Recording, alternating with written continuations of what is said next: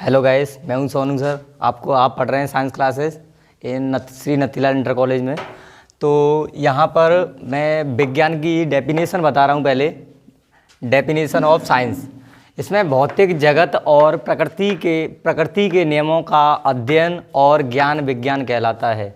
इसमें क्या है, भौतिक जगत और प्रकृति के नियमों का अध्ययन और ज्ञान विज्ञान कहलाता है। इसमें क्या है कि भौतिक जगत, इसमें दो टर्म है, भौतिक प्लस जगत। जो हमारे जो एटमॉस्फेयर में जो चारों तरफ का जो एरिया है वो सब जगत कहलाता है। और भौतिक जो हमारे सेंस ऑर्गन हैं, जैसे कि सेंस ऑर्गन है हमारे नाक कान, तो जैसे स्किन का स्पर्श होना, तो ये आते हैं तुम्हारे भौतिक में। जैसे टेस्ट, हम किसी वस्तु का टेस्ट करते हैं, ये भी एक भौतिक ही है। तो इस जगत के अंदर जितनी भी क्रियाएं होती हैं वो पूरा का पूरा भौतिक जगत कहलाता है। और प्रकृति के नियमों, ये है इम्पोर्टेंट थिंग्स कि प्रकृति के नियमों जो चीज़ें मनुष्य के अनुरूप ना हो वो प्रकृति के अनुरूप होती हैं। जैसे लॉ ऑफ ग्रेविटेशन, गुरुत्वाकर्षण का नियम।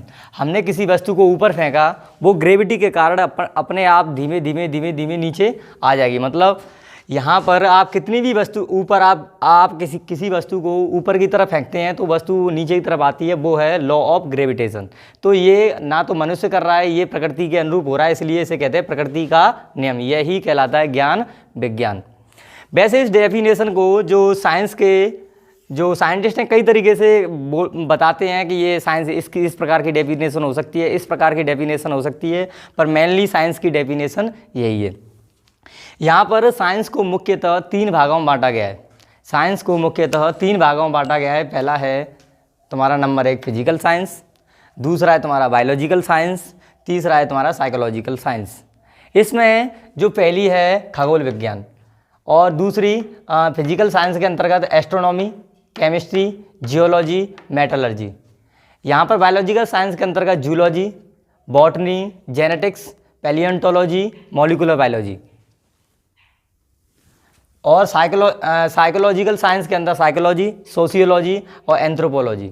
हम यहाँ पर बारी बारी से डिस्कशन करेंगे। तुम्हारे सिलेबस में एक तो ये है केमिस्ट्री, और इसी में फिजिक्स आती है, फिजिक्स। और आपके सिलेबस मेटलर्जी भी है, एस्ट्रोनॉमी भी है, थोड़ी सी फिजिक्स में है, पर जियोलॉजी आपके सिलेबस में नहीं है, तो इसकी भी डिस्कशन करेंगे यहाँ पे। तो जूलॉजी, बॉटनी भी सिलेबस में है, जेनेटिक्स भी सिलेबस में है, पैलियोंटोलॉजी भी सिलेबस में है, मॉलिक्यूलर बायोलॉजी भी सिलेबस में है। ये तो साइंस आपके सिलेबस में है। और यहाँ पर साइकोलॉजी, ये आपके सिलेबस में नहीं है। और सोशियोलॉजी को, जिसे नागरिक शास्त्र कहा जाता है, और ये आपके 10th स्टैंडर्ड तक आती है। और एंथ्रोपोलॉजी, ये तुम्हारे सिलेबस में है। तो यहाँ पर पहले बात करते हैं एस्ट्रोनॉमी की।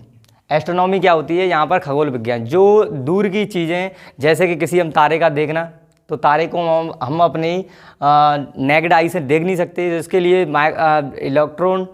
इसके लिए स्कोप चाहिए, दूरदर्शी, इसके लिए टेलीस्कोप चाहिए, इसके लिए दूरदर्शी, इसको देखने के लिए। तो ऐसी चीज़ें जो हम नेकेड आई से नहीं देख सकते, इसके लिए एक विज्ञान की खोज है, उसे बोलते हैं खगोल विज्ञान, जो दूर स्थित पिंडों के बारे में जानकारी देती है। दूसरा आता है तुम्हारा रसायन विज्ञान।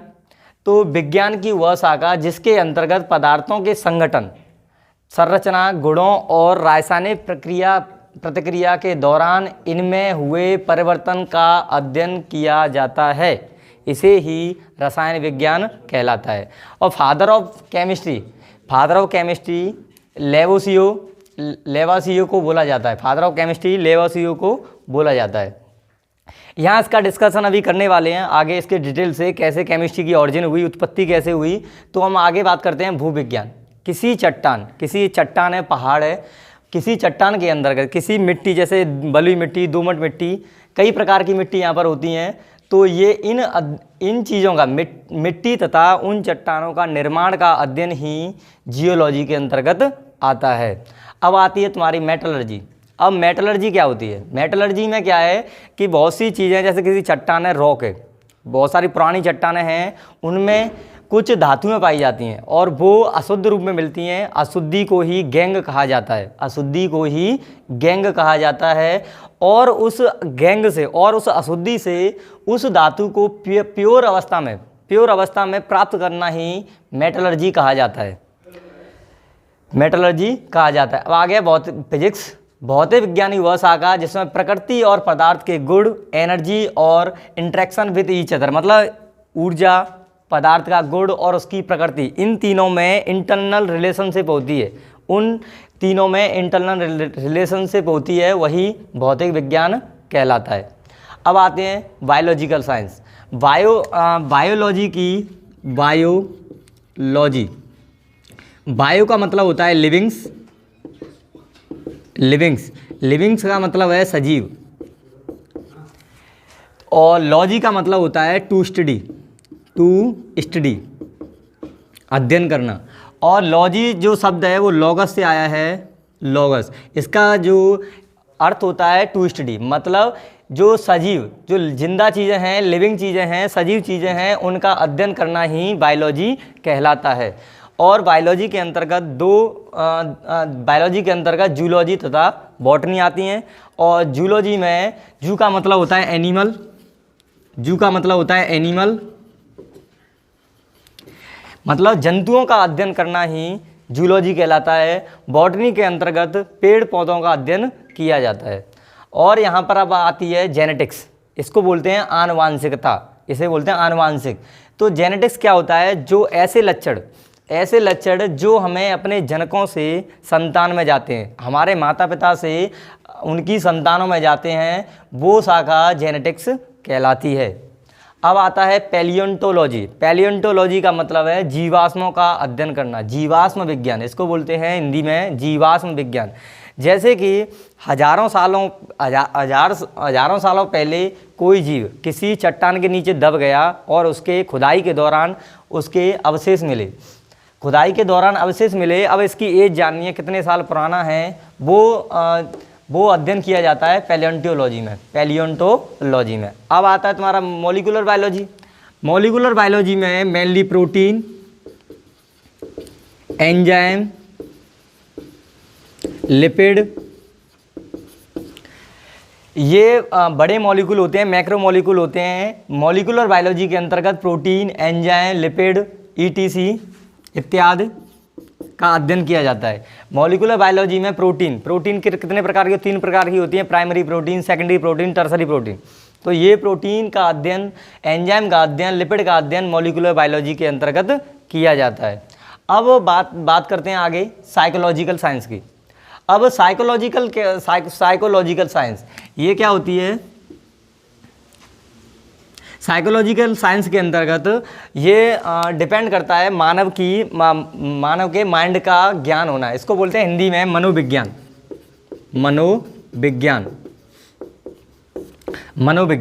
मनोविज्ञान के मतलब है कि हमारे दिमाग, हमारे जो माइंड है, माइंड की बारे में जानना कि माइंड क्या सोचता है, क्या करता है, जो सबका अध्ययन किया जाता है साइकोलॉजी के अंतर्गत। और अब आती है सोशियोलॉजी, इसे हिंदी में कहा जाता है नागरिक शास्त्र। सोशियोलॉजी को हिंदी में कहा जाता है नागरिक शास्त्र। तो इसको सोशियोलॉजी, ये शब्द मिस्र भाषा से आया हुआ है सोशियस का मतलब होता है समाज। सोशियस का मतलब क्या होता है? समाज। और लॉगस तुम्हें पता ही है, ये टू स्टडी मतलब समाज शास्त्र का अध्ययन करना ही क्या कहलाता है? सोशियोलॉजी। अब आती है तुम्हारी एंथ्रोपोलॉजी में आता है साइंटिफिक स्टडी ऑफ ह्यूमन के बारे में जानकारी जुटाना। कैसे? जैसे पैलियोंटोजोइक एरा है तुम्हारे, जैसे निएंडरथल है, होमोसेपियंस आधुनिक मानव है। तो ये मानव कब से आया? गोरिल्ला, चिंपैंजी से बताते हैं ह्यूमन बीइंग का एवोल्यूशन की जो स्टडी है वो की जाती है एंथ्रोपोलॉजी, कि मानव कैसे मछलियों से कैसे मनुष्य में आया। और तो इसका अध्ययन किसमें किया जाता है? एंथ्रोपोलॉजी। इसको बायोलॉजी में पढ़ाया जाता है आपको, इवोल्यूशन में साइंटिफिक स्टडी ऑफ ह्यूमन के बारे में पूरी डिटेल से आपको बायोलॉजी में पढ़ाया जाता है। हम बात करते हैं, हमारा जो मेन फोकस है वो है रसायन विज्ञान, केमिस्ट्री। हमारा जो मेन फोकस है वो है केमिस्ट्री। जो केमिस्ट्री है इसका जो मिस्र भाषा से आया है कीमिया से, कीमिया, कीमिया। रसायन भाषा को रसायन विज्ञान को मिस्र भाषा में कीमिया कहा जाता है, कीमिया। तो कीमिया का जो हिंदी अर्थ है उसे कहते हैं काला रंग, काला रंग, काला रंग। अब इसकी बात करते हैं 1500 ईसा पूर्व पहले, मतलब ईसा मसीह के जन्म से भी पहले की स्टार्टिंग करते हैं यहाँ पे, कि जो रसायन विज्ञान का जो मिस्र भाषा से आया वो कीमिया, कीमिया का जो हिंदी अर्थ होता है उसे कहते हैं काला रंग, काला रंग। अब इसको सबसे पहले एक पोलैंड के किंग थे, पोलैंड के किंग, जो मिस्र में एक नदी बहा करती थी, मिस्र में एक नदी बहा करती थी, उसके उस मिस्र नदी के रेत को छान करके और धो करके उससे सबसे पहले गोल्ड, सोने की प्राप्ति हुई। सबसे पहले जो डिस्कवरी है केमिस्ट्री में वो गोल्ड की है, जो पोलैंड के राजकुमार ने मिस्र नदी से उसके टॉपिक, मतलब मिस्र नदी में ये सोना सबसे पहले पाया गया था, क्योंकि वहाँ के कुछ अवशेष हैं वो बताते हैं, क्योंकि वहाँ के जो तूतेन खान थे, तूतेन खान, तो उनकी जो डेड बॉडी से 110 किलो सोना प्राप्त हुआ था, 110 केजी सोना प्राप्त हुआ था। और यहाँ से धीमे धीमे सोने की, फिर प्लेटिनम की, फिर कांच की, टिन, कांसा, और सबसे बाद में जो खोज हुई है वो लोहे की। और आगे अब मतलब केमिस्ट्री में रसायन विज्ञान में सबसे बड़ा जो खोज का कार्य रहा, कुछ लोग सोचते थे कि हमें एक ऐसा पदार्थ मिल जाए जिससे बूढ़े लोग यंग हो जाएं और वो अमर हो जाएं। इस खोज में आगे बढ़ते हुए बहुत सारे तत्वों की उन्होंने खोज कर डाली। और दूसरा तत्व उन्हें ये चाहिए था कि हर चीज़ किसी न किसी ऐसा हमें विलायक मिल जाए, जिस चीज़ को घोलने लायक, जिसमें वो उसमें घुल जाए। तो हम ऐसे ही करके बारी बारी से डिस्कशन करेंगे। अब केमिस्ट्री को आगे से कल से टॉपिक वाइज पढ़ाया जाएगा आपको लाइव क्लासेस लेनी है और कंटिन्यू पढ़ाई कल से होती रहेगी। धन्यवाद।